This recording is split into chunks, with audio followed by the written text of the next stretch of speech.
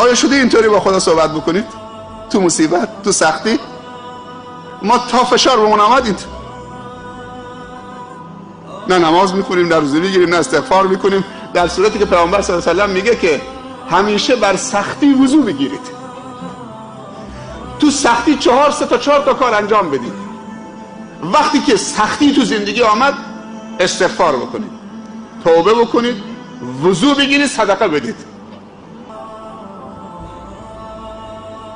استغفار بکنید، توبه بکنید، وضو بگیرید، صدقه بدید.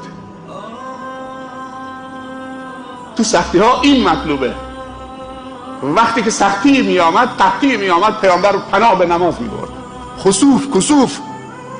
وقتی که بلا نازل می شد تو 5 وقت نماز دستور میداد کل مساجد همه چه تو منطقه یا مدینه و اطراف مدینه همه قنوت بخونن، هر 5 وقت 5 وقت نماز قنوت بخونن.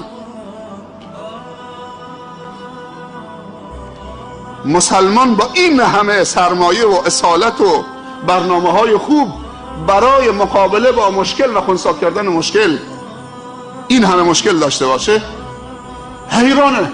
مشکلی تو زندگی پیش میاد اینطوری سرش گرفته انگار که همه چی به هم رسیده و زمین و زمان به هم رسیده. هر مشکلی حلی دارد، با صبر و آرامش و تأنی و حفظ آرامش و تعادل مشکل حل میشه.